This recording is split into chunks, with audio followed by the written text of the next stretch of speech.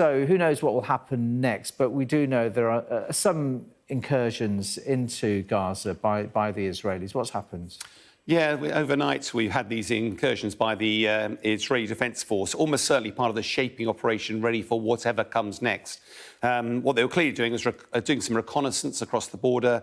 Tragically, they're also collecting some of the bodies and the remains there to try and knock people off the list of hostages, those who haven't made it. They're also clearly preparing the battlefield and collecting as much intelligence as they can. Whether that means that a full-scale invasion is about to start, we clearly don't know.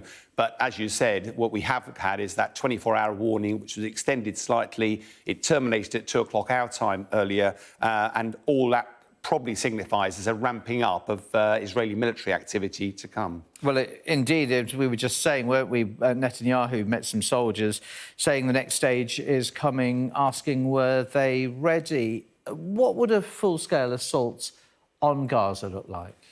Almost certainly, one of the options, you have a phased approach to this sort of thing. The first phase will be a shaping operation. We've just discussed it on the land part. But it would also involve the bombing. You remember there's been 6,000 bombs in 6 days. It's been a huge bombing campaign, also collecting intelligence. The next phase, though, which is what we're all waiting for, one thing that could look like is an armoured thrust across the border.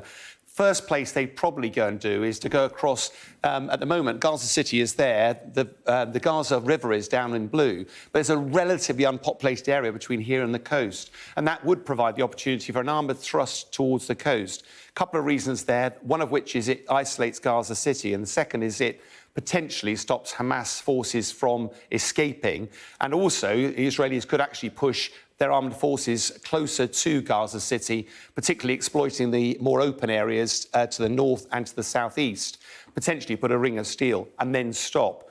Of course, if they go to phase 3, which is actually then invading Gaza City itself, the tanks will be less useful there. That's almost certainly an infantry role using drones.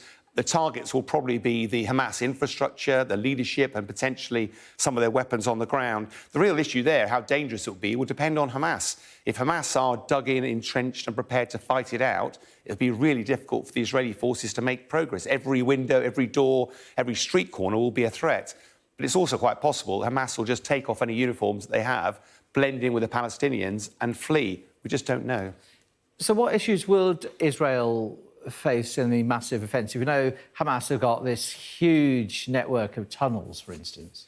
Yeah, I mean, the number of issues they face is huge. We could spend all afternoon, frankly, talking about them. But to illustrate one from a military side, as you say, there's a whole network of tunnels underneath Gaza City. I'm sure even the Israelis don't know where all of them are. And the danger is that would mean any ground invasion, these Hamas fighters could suddenly pop up almost anywhere and cause absolute havoc for the Israeli forces. On the civilian side, there are a number of hospitals in the middle of Gaza City. Whilst they've been told to evacuate their people south, all the hospitals to the south are full. You're now a doctor in Gaza City looking after a hospital. You know that your patient's going to suffer if they move them, so it's quite possible you're going to keep them there and hope that there'll be leniency applied when the forces come in.